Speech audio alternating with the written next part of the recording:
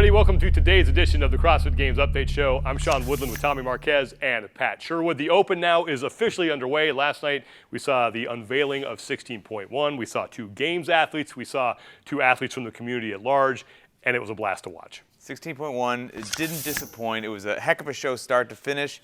The women were incredible, but honestly, the two, normal CrossFitters of Scott and Joanna, they stole the show as far as I was concerned. And if you stuck around a little bit later, checked up on Facebook, you got to see an even more exciting matchup go down between Rory and Bos. So. Well, let's start with the marquee matchup, and it was between China Cho and Emily Abbott, 2 athletes who were coming off their best career years. Emily Abbott, she cracked the top 10 at the Games in 2015. She finished 8th. China Cho finished 6th. Early on, they were really even. They were even through that lunge that across the floor. They were even on the burpees. They kept pace, both of them going unbroken on the chest bar pull-ups. But then we got to about the halfway point, the 10-minute mark. So around 10:30, China Cho gets hit with a costly no rep on the lunge. That allowed Emily Abbott to open up a little bit of a lead. She did not surrender that, so Emily Abbott wins the matchup between herself and China Cho. Abbott with a score of 289 reps. China Cho with a score of 279. So early on, it's Emily Abbott with the mark to beat for the women in 16.1. What were you thinking to get through the workout? Well, I was thinking some profanity and expletives to myself. But this is the workout of the dirty knees. I just looked at my knees and kind of reminded myself, like, I worked so hard for this. So just enjoy, do your best. And yeah, that was pretty gnarly. Before the workout was announced, a lot of people were picking China Cho. When the workout was announced, those people were more sure about their pick, and even more people were picking China Cho. But Emily Abbott wins this thing. You could point to that no rep and say, well, that's why, but I think there are more reasons to it than just that. Yeah, and poor Tommy, I get to play host yesterday, Right. so Tommy had to make the call, and he called Cho, and I would have too.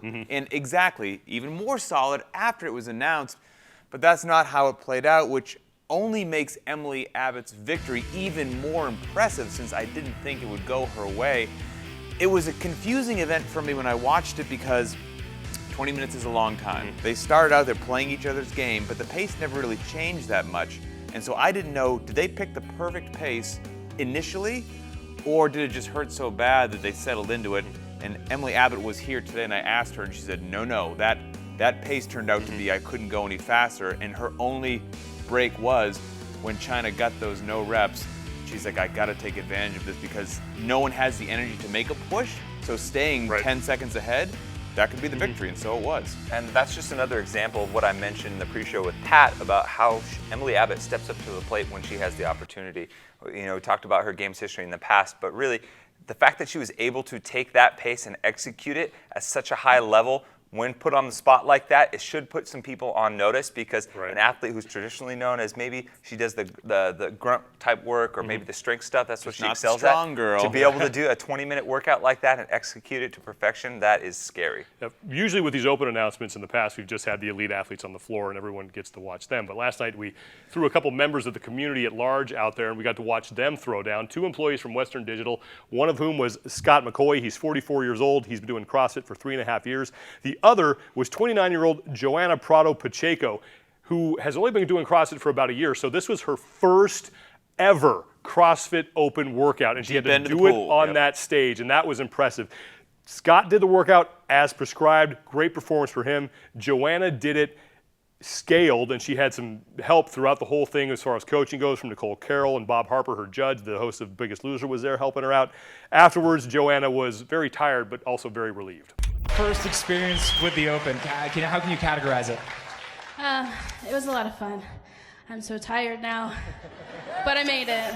I survived. I think Scott McCoy and Joanna Prado-Pacheco earned and gained a lot of fans last night. Absolutely, and they expressed so much nerve and uncertainty coming into the workout, but really their effort stole the show, and I think everyone embraced that with open arms. You look at how much they put into that workout despite being on a stage with some phenomenal athletes, and really their effort was on par with those elite athletes, and when you see that as a fan, as a member of the community, you can't help but respect and embrace that 100%. Right. They are my new heroes. Yeah, for sure. Legitimately, they were incredible. Just think of how nerve-wracking it would be to walk out if you're an amateur, play hockey for fun on the weekends, to go out with the best in the world. It only highlights that you're not them. That takes courage. Yeah. And what Scott and Joanna did, tremendous courage. They stepped up. The community just wrapped their arms around them, and they were fantastic. Yeah, now speaking of courage, grit, determination, and everything that is right with this community, after it was all said and done, after the cool-down show, we got Rory McKernan and Adrian Bozman out on the floor for round 1 of 2016's edition of Roe versus Boz. Early on, it was even. Roe maybe came out of the gates a little too quickly. Classic. The difference here was Adrian's ability to string together chest-to-bar pull-ups. I think he did that almost until his final round. So Adrian Bozman takes round 1 and now leads 1-0. So Bosman with 234 reps, Rowe with 200. Each week we're going to give the winning member, the winning person here, an opportunity to come on and just talk trash. Perfect. Adrian Bozman took his victory lap earlier today. Yeah, I think Rory knew that he had nothing from the get-go yesterday, and I was holding all the cards. He was talking a good game leading up to it, but we all know how that went. I knew that as soon as I pulled ahead, there was no catching up. And as my friend Justin Berg said, all I had to do was drop the hammer, and I think I did. So we'll see what next week brings, but I'm feeling confident off of this first crushing defeat. Adrian Bozman takes the first battle in the war, that is Roe versus Boz, and now leads 1-0 in 2016. In case you're wondering, this has been going on for now. This is the 6th year. McKernan has 3 wins.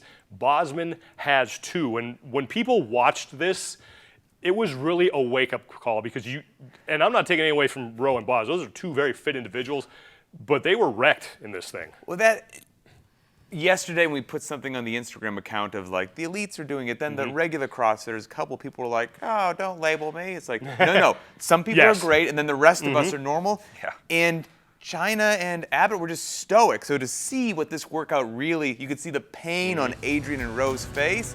And I'll tell you what, I did it this morning, felt that same way. But yeah, they're a good sense of what it looks like for regular people. Yeah, and the comment section on the live feed was just littered with people that were terrified of what was going to happen. I actually sent Rory a text right after we learned the workout, and I told him, hey man, don't worry about the first 10 minutes. Let Boz have that. If you win the second 10 minutes, you're going to win the workout.